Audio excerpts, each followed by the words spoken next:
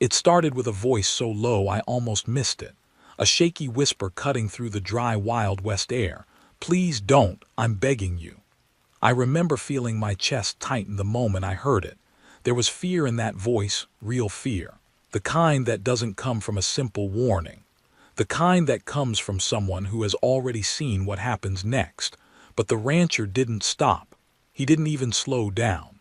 He stood there, tall and stubborn, brushing dust from his jacket like the words meant nothing. His boots scraped the ground as he stepped forward, ignoring the man who was practically on his knees. I kept waiting for him to turn around to at least hesitate. But he didn't. He just kept moving, as if he had already made up his mind. And that's when everything inside me shifted. That strange mix of curiosity and dread. You know the feeling when you already know something terrible is about to happen, but you can't look away. The stranger's voice cracked. "Please don't." Still, the rancher reached out his hand. Still, he touched what he was warned not to. And the instant he did, he froze. His shoulders tightened. His breath caught. A moment later, his whole body started to shake, not the kind of shake you get from the cold, but the kind that takes control of you. The kind you can't fight. As a viewer, I felt my heart drop. What did he touch? Why did that man beg so desperately? And why didn't the rancher listen? Life on that ranch never looked dangerous from the outside. It was the kind of place people in town talked about with calm voices. Wide fields stretching farther than the eye could see. Quiet mornings. Slow afternoons. Even the wind moved gently, brushing over the dry grass like it didn't want to disturb anything. If you asked anyone, they would say the ranch was peaceful, safe, predictable. But that was only true if you didn't live there. The rancher did. And he knew every corner of that land like the lines on his palms. He woke before the sun most days, stepping out into the cool air with his sleeves rolled up, ready to work from the first light. That was who he was. A man who believed in doing things himself, fixing things himself, and trusting no one but himself. People respected him for that.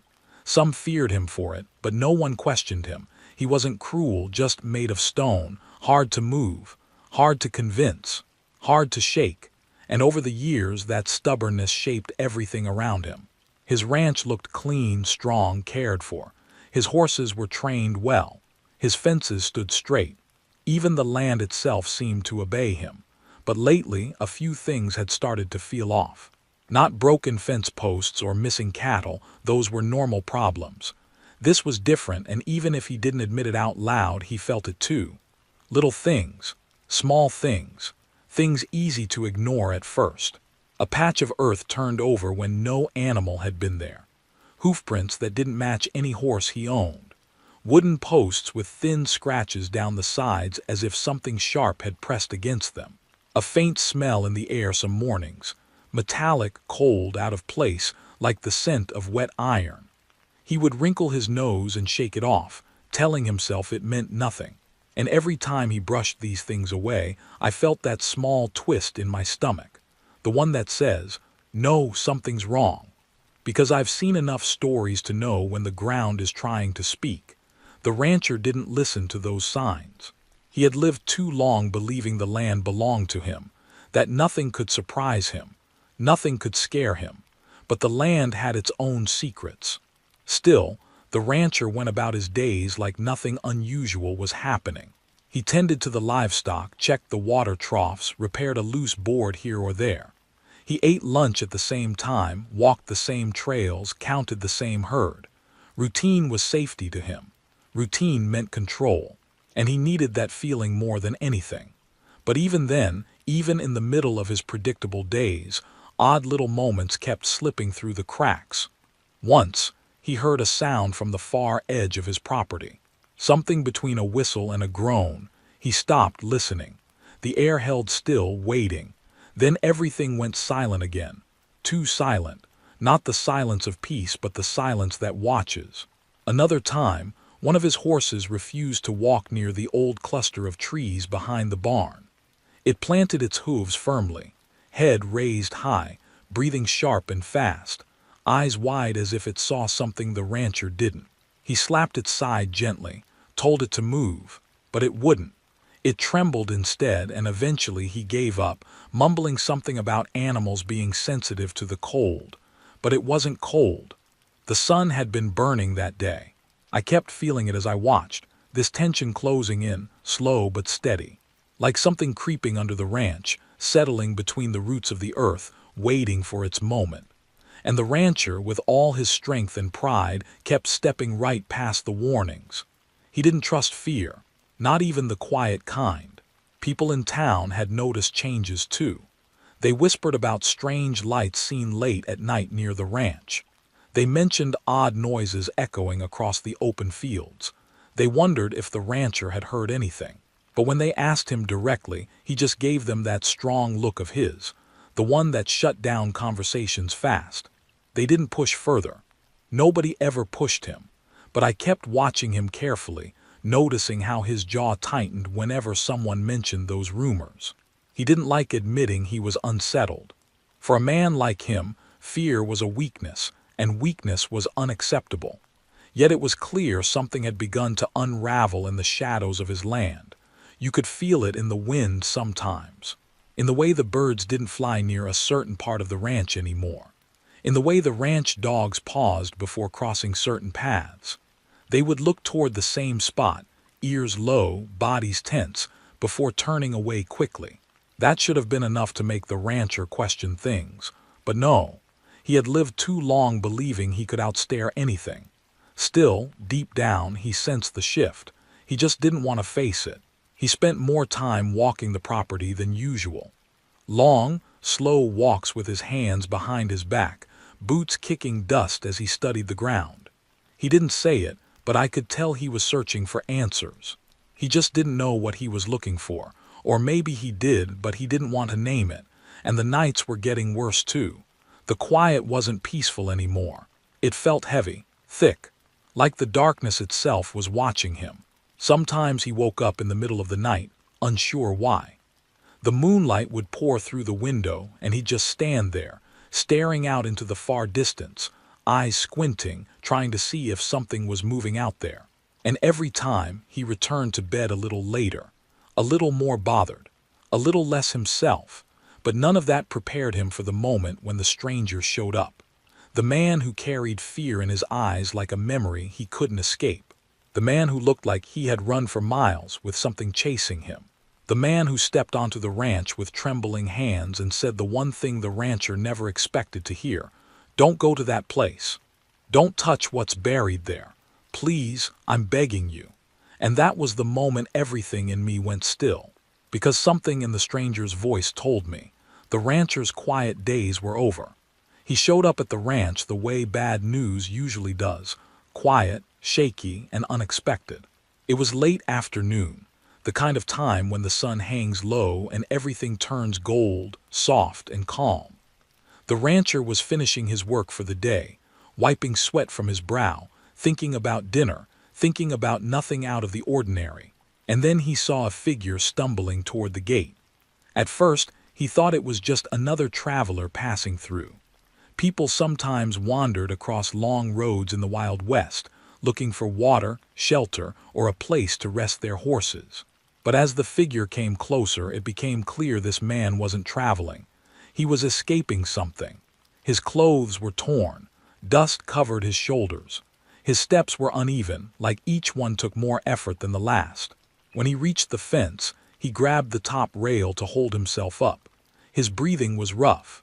His eyes were wide, scanning the ranch as if checking whether something had followed him. The rancher didn't like strangers arriving this way. Usually he would call out with a strong, steady voice, asking who they were and what they wanted. But this stranger carried something in his expression that made the rancher pause. Fear. Real fear. The kind that sinks deep into a man's bones. The stranger tried to speak, but the words stuck. His throat moved, but only a dry sound came out. He swallowed hard and tried again. "Please," he whispered, barely loud enough for the rancher to hear. "Please don't go near that place." The rancher frowned. "What place?" he asked. The stranger looked around as if answering that question might call something out of the shadows. His gaze drifted toward the far edge of the land, toward that patch of earth the rancher had already felt uneasy about. His voice trembled. "The spot behind the trees," he said. "The one with the broken ground. Don't go there, don't look. Don't touch anything." His voice cracked. "Please, I'm begging you." The rancher stiffened. He didn't like being told what to do, especially on his own land, especially by someone he had never seen before. But even from where I watched, I could tell the stranger's fear wasn't fake. His hands were shaking. His breath rushed out in uneven bursts.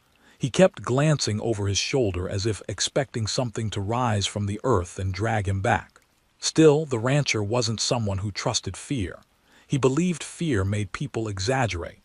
He believed men in the Wild West often carried ghosts from their past, memories that made them see danger where there was none.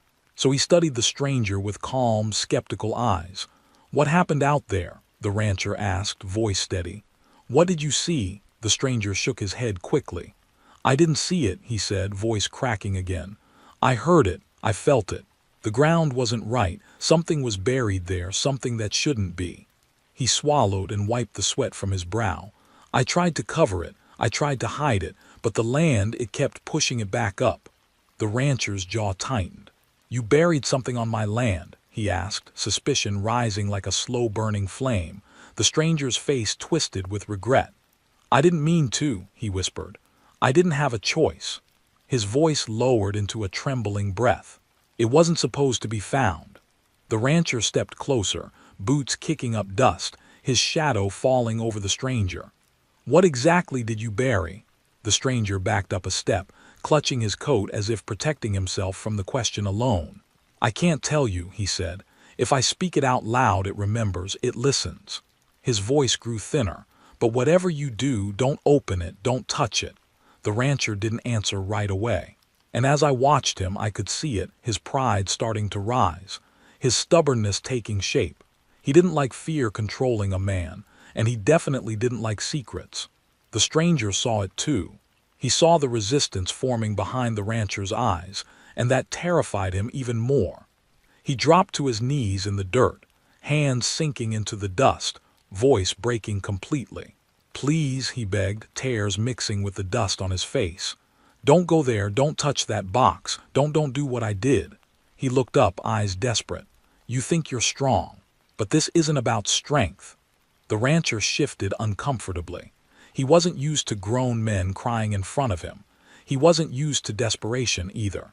His world was made of logic and labor, not terror and trembling voices. "Stand up," the rancher said quietly, as if trying to regain control of the moment. "Tell me what's going on." But the stranger didn't stand. He shook his head, shoulders trembling. "You won't believe me," he said. "Not until it's too late." That line lingered in the air like smoke. I remember feeling a slow chill run down my own back as I watched. Not because of anything the stranger said directly, but because of how he said it, like a man who had already lost everything and knew no one would hear him in time. The rancher looked out toward the trees again, eyes narrowing, mind clearly working.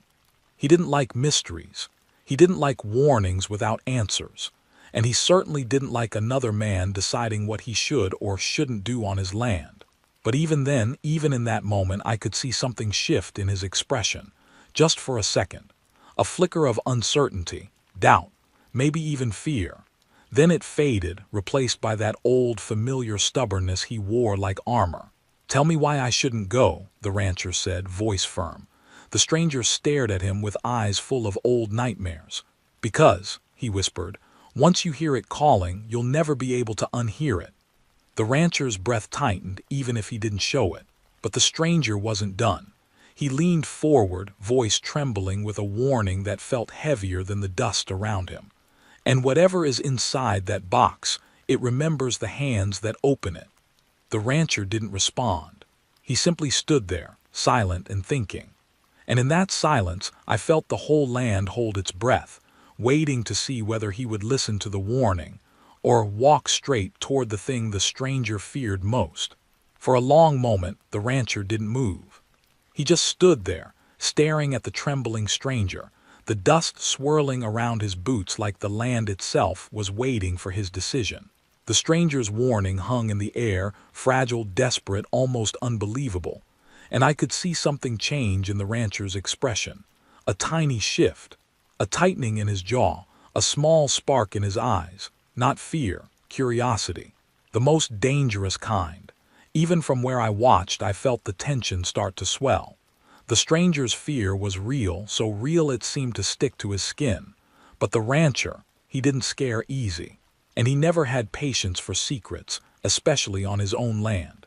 The more the stranger tried to hide the truth, the more the rancher wanted to uncover it. That's who he was, stubborn, proud, shaped by years of living on rough land and harder choices.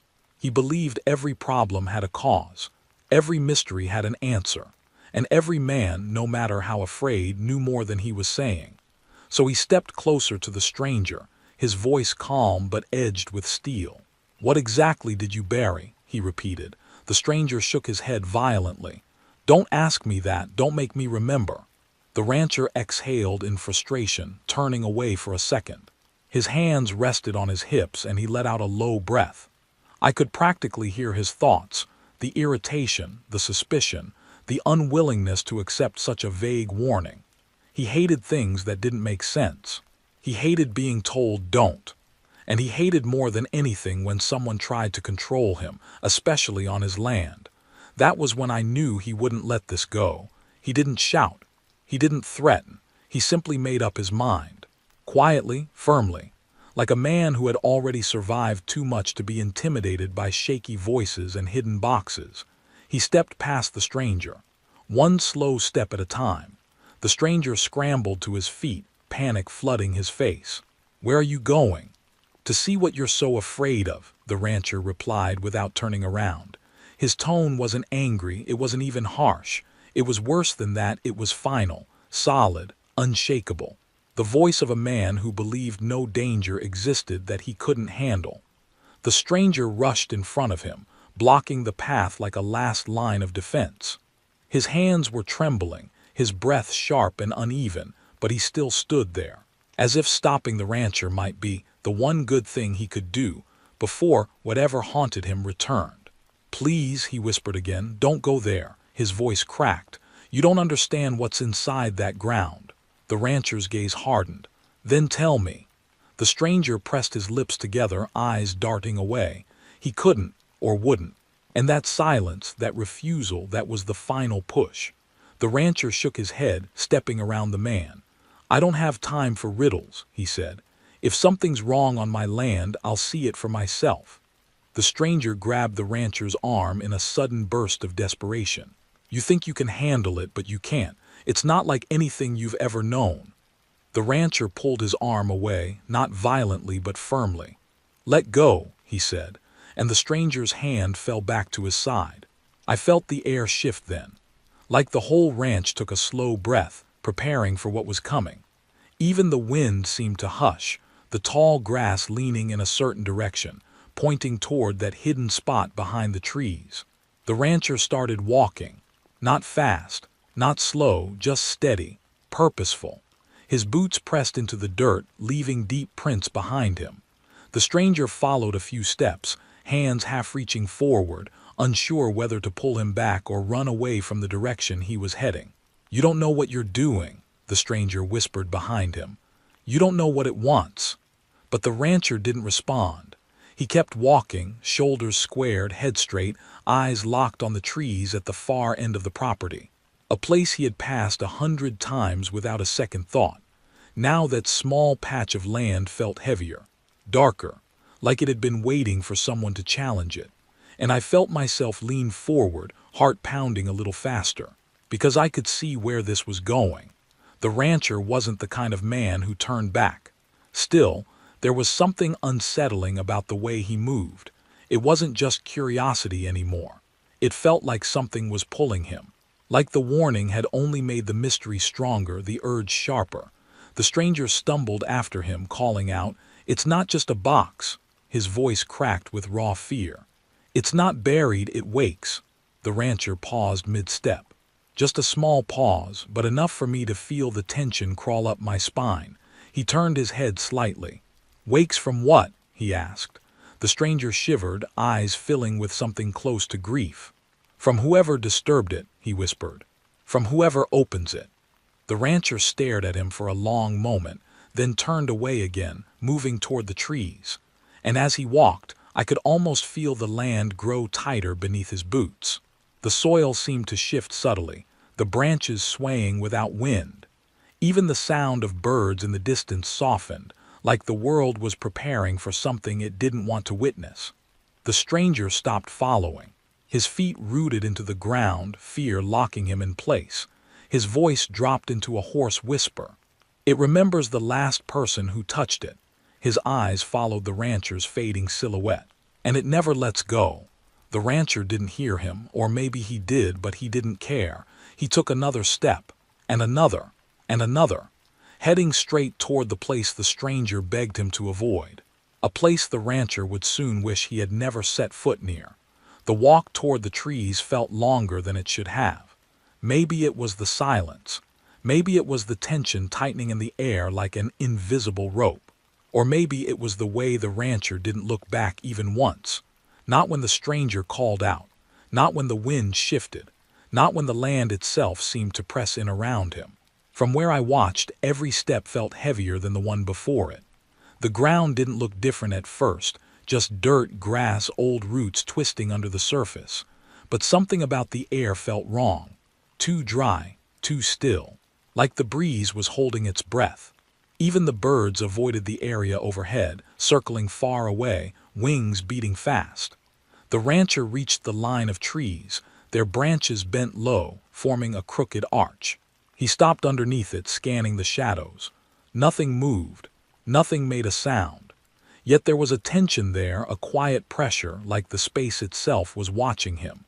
He pushed aside a branch, its dry leaves rustling softly, and stepped into the deeper part of the grove. The smell hit him first. Faint, sharp, metallic. The same scent he had ignored for weeks. Wet iron, cold stone, something that did not belong in warm, open land. He followed the scent until he saw it. A patch of ground turned over. Not recently, but not old either. The soil looked disturbed, almost bruised, as if something underground had shifted, pushing upward. The earth was cracked in thin lines, forming shapes that didn't look natural, curved patterns, sharp angles, almost symbols. The rancher kneeled down, pressing his hand into the dirt. It felt colder than it should, and deeper. Like the earth wasn't solid beneath his palm anymore, but hollow. He frowned, brushing more dirt aside. And that's when he saw the rope. Thin, frayed, half buried under the soil. Something tied underneath it, something wooden. The stranger's warning echoed in my mind. "Don't touch what's buried there." But the rancher ignored it. He dug his fingers into the ground and pulled the rope, lifting a small wooden box from the earth. Dust and soil spilled off its sides.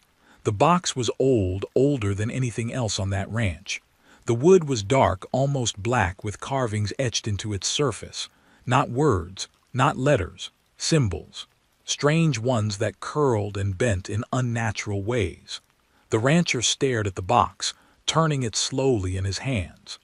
The symbols felt familiar in a way he couldn't explain, like something he once saw in a dream long ago but forgot the moment he woke. He tilted his head, examining it closer. Behind him, branches cracked quietly. The stranger had followed, after all, only close enough to see, too afraid to step any deeper. "Don't open it," the stranger called out, voice hoarse with terror. "Please don't." The rancher didn't even look back. His thumb traced the carved edge of the box, feeling the groove of every line. The wood was cold, far too cold for the warm day. He pressed his fingers along the rope and found the knot, tight, carefully tied, like someone had hoped it would never be undone. His curiosity sharpened. He tugged the knot. The stranger cried out, stumbling forward. "Stop! You don't understand. If you open it, it hears you." The rancher's jaw tightened. "Hears me? It's a box," he muttered, shaking off the warning. His fingers worked the knot loose. The rope fell away. The box vibrated faintly under his palms.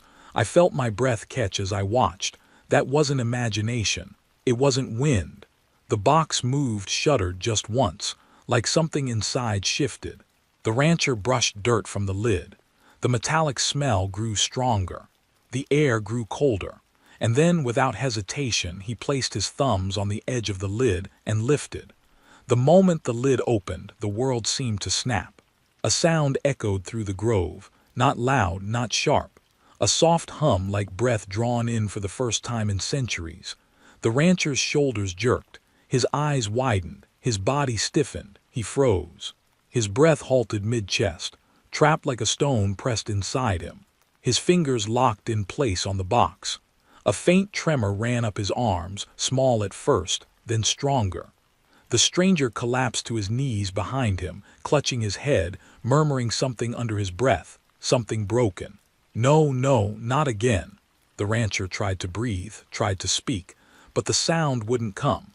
His whole body trembled as if a cold hand had wrapped around his spine and squeezed. His eyes darted wildly, trying to understand what he was seeing inside the box. But from where I watched, all I saw was darkness inside it. A darkness that wasn't empty. A darkness that felt alive. His fingers spasmed. His arms shook harder. His legs wobbled under him. The trembling grew, racing through every muscle in his body. He gasped, choking on air that suddenly felt too thick to pull in. Still holding the box, his knees buckled. He sank into the dirt, shaking so violently the box rattled in his grip. The stranger cried out, covering his ears as if the shaking itself made sound. The rancher's eyes widened further, fear flooding into them for the first time since the stranger arrived. His lips parted, shaping a word he didn't manage to say. His body continued to shake, and shake, and shake. The box remained open in his hands. Something inside that darkness had woken, and the rancher had touched it. The rancher stayed on his knees, shaking so hard the dirt trembled beneath him. His fingers clung to the open box like they were glued to it, like something inside held them tight. The air around him seemed different now, thicker, colder, almost humming with a low vibration that crawled along the ground. I could feel it even from where I watched, like the whole place was holding its breath. The stranger stumbled closer, each step slow and painful, as if the weight of what was happening pushed him back. His voice cracked when he finally spoke. I told you not to touch it," but the rancher didn't answer. He couldn't. His jaw twitched uncontrollably, teeth clicking together as the shaking grew worse. His eyes were locked inside the box, wide and wild, following something I couldn't see. Not the dirt, not the wood, something else that moved in that darkness. The stranger sank beside him, trembling nearly as badly. He reached out a shaky hand but pulled back before touching the rancher's shoulder, fear stopping him. He whispered, "It knows you now, it sees you." The rancher's breathing was ragged, harsh, broken. A thin stream of air fought through his throat, but it wasn't enough. His chest rose and fell in frantic bursts, like his lungs were trying to outrun whatever force clung to him. I watched his fingers flex, curl, stretch, every motion jerky, unnatural, as though they no longer belonged to him. The stranger pressed both hands to his face, hiding his eyes for a moment before he forced himself to look again. "I buried it," he said in a voice so thin it could break. "I tried to keep it hidden. I thought maybe the earth would silence it, but the earth doesn't want it either." The rancher blinked fast, as if trying to wake himself from a nightmare. His head jerked to the side, then forward again. His mouth moved, shaping a word that didn't come out. His whole body rocked with every tremor, his shoulders jumping, his arms twitching. A slow, cold realization sank into me. He wasn't just shaking, he was responding to something, something only he could hear. The stranger leaned close, tears streaking through the dust on his cheeks. "It whispers," he said. "You can't escape once you hear it. It holds on. It remembers the voices that open it, and now it remembers yours." The rancher let out a broken, guttural sound, half breath, half cry. His head fell back, eyes wide to the sky as if searching for something beyond help. The stranger grabbed the box with shaking hands, trying to pull it away, but the moment he touched it, he recoiled as if burned. "It won't let go," he choked out. "Not once it chooses." The rancher's hands were still locked on the box. His knuckles turned white. His arms shook so violently his elbows scraped through the dirt. His breath hitched again, then again, each gasp shorter than the last. Whatever lived inside that darkness wasn't letting him go. A soft sound rose from the box. Not a hiss, not a growl, a whisper. A whisper so faint I wasn't sure I heard it, but the rancher heard it. His entire body jolted. His eyes snapped downward again, staring straight into the open box. "What is it saying?" the stranger whispered, voice cracking. "What does it want from you?" The rancher's lips quivered. I could see him trying to form a reply, but the shaking made every attempt impossible. His fingers twitched against the box's edges as if something inside was pulling at them, guiding them, claiming them. The stranger reached out once more, desperate enough to risk touching the box again. "I'm sorry," he said through tears. "I'm so sorry. I should have destroyed it. I should have." Before he could finish, the rancher lurched forward, the box nearly slipping from his hands. A violent tremor ran through him, stronger than before, so strong it knocked him sideways. He fell onto his shoulder, still gripping the box. The stranger shouted his name, grabbing at him, trying to pull him upright. But the rancher wasn't responding anymore. His body was trembling so fast it looked unreal, almost impossible. The whispering grew louder, not in volume but in presence. It felt like it filled the space, sinking into every crack of the earth, every trembling leaf on the trees. The rancher gasped, one single breath sharp and painful, and then the shaking slowed, not stopped, just shifted, softened into a steady, unnatural rhythm that looked nothing like fear and everything like surrender. The stranger froze. His eyes widened. He whispered, "No, don't let it take you, fight it, please." But the rancher's eyes were empty now, still open, but empty, as if something else had stepped inside their place. His hands loosened around the box. Not enough to drop it, just enough to show he wasn't holding it anymore. It was holding him. And when he finally spoke, barely a breath, barely a sound, it wasn't his voice. His lips moved in a rhythm that didn't match his trembling body, forming words that didn't belong to this world, words that didn't belong to him. The stranger stumbled backward, horror twisting his face. "Oh God," he whispered. "It's talking through you." The rancher's shaking suddenly stopped. Not slowly, not gently, all at once. He rose to his knees, stiff, mechanical, as if pulled up by invisible threads. The box stayed open in his hands. The air around him felt colder than ever, pressing into the trees, sinking into the ground. The whispering stopped. The rancher lifted his head. His eyes weren't his eyes anymore. They stared straight ahead, empty, unblinking, filled with something dark and ancient. The stranger took one step back, then another. And the rancher finally spoke again. His voice was flat, low, too calm. "It remembers you too." The stranger froze. His face drained of color, because the rancher wasn't looking at the box anymore. He was looking at him.